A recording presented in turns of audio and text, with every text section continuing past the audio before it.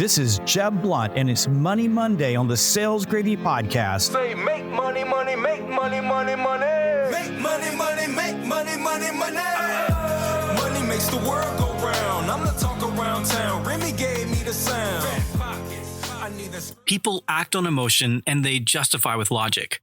From complex to completely transactional impulse purchases, emotions drive buying decisions. And the examples are legion, and science is stacking up one study after another that demonstrate how emotion influences the choices that we make. Daniel Pink says that to sell is human, and likewise, in my opinion, to buy is human. So as humans, we are certain that we're making choices based on rational logic, our best interest, or organized facts. Science says that often we don't. Emotion is why well-educated executives make multi-million-dollar decisions with massive implications for their companies because they feel that one sales team cares about them more than another. At a wine tasting party where researchers placed the price of wine on the wine bottles, people said that the wine with the higher price tag tasted better, even though every bottle was filled with the same low-cost wine. In another study, German beer hall music lilted from liquor store speakers on Tuesdays and French music on Wednesdays. And correspondingly, German beer sales went up on Tuesdays, with French wine sales increasing on Wednesdays. On the sidewalk outside the store, researchers peered into brown bags and interviewed the patrons to learn why they purchased the beer or the wine. Most of the shoppers gave logical reasons for the purchase. They saw it in a magazine, it was recommended by a friend, they were cooking steaks tonight, or they liked the taste of premium beer. As humans, it's important that our self-image correlate with our decisions, so we fall on logic to justify subconscious emotional buying behavior, and thus avoid the pain of something called cognitive dissonance, which is painful mental stress caused when we try to hold two values at the same time. Despite all the tools, information, and data at their fingertips in our internet-connected world, buyers continue to make irrational decisions. Now, am I saying that product features, quality specs, delivery options, speed, service, technology, locations, price, and other tangible attributes of your offering don't matter? Of course not. These things absolutely matter, and all are tickets to the game. However, the sales profession, inclusive of salespeople, sales trainers, sales leaders, and the marketing teams that support them, are and have been under the collective delusion that buyers make logical decisions that are in their own or their company's best interest, that they weigh decisions rationally and choose options that make the most logical sense. But the thing is, evidence upon evidence and data stacked upon data refute this assumption. And frankly, you don't need to look far for proof. I have no doubt that you've been frustrated with a prospect into which you poured heart and soul. You built the case why they should do business with you. You analyzed their current situation, and you showed them how you could save them money, time, stress, and offer better service. The case you made, the proof, it was irrefutable, and your references were impeccable.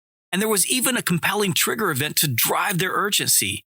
Yet instead of signing your agreement, they gave your competitor, who'd taken them for granted, provided shoddy service, pissed them off, and overbilled them for the headache, a second chance. I know it because I've been there, and it's maddening. Now, if we were to ask your buyer why he chose to remain with a vendor that was not working in his best interest, he would lead off with a number of what he thought were logical, rational reasons. But refuting and arguing the facts would get you nowhere. The buyer would just dig in and become unmovable. What he would be unable to explain or unwilling to admit is his fear of making a mistake, or that there was just something about you that at the subconscious level he didn't trust, or that because he avoids conflict, firing his current vendor would put him in an uncomfortable position. Layers of emotions, both conscious and subconscious, driving his irrational choice, and yet he explains his decision in completely rational terms. As a sales professional, understanding how emotions dominate and drive buying decisions is critical to supercharging your income and advancing your career. With all things being equal, and in today's marketplace, there are rarely huge gaps or differences between competitors, at least from the prospect's viewpoint, your ability to both influence the emotions of your prospects while regulating your own disruptive emotions as you move deals through the sales pipe gives you a distinct competitive advantage. Now, emotions are difficult to wrap our arms around and sometimes hard to face. It's so much easier to pitch the features of a widget than to turn on empathy and tune into the emotions of your prospect. But the brutal, inconvenient truth is that you can pitch, challenge, teach, and offer insight until your heart's content, but it will not matter because people buy for their reasons, not yours. You see, sales and buying are woven into the imperfect fabric of human emotions. No matter what you sell, your sales process, or the complexity of the sales and buying process, emotions play a crucial role in the outcomes of your sales conversations, your interactions with prospects, and your deals. You see, the problem is that most salespeople begin the sales process from a position of logic, and over the course of the sales process, shift towards emotion. And on the other hand, buyers tend to begin the buying process at the emotional level, and over time, shift towards logic. At the beginning of the sales process, the buyer is asking a basic question of the salesperson: do I like you?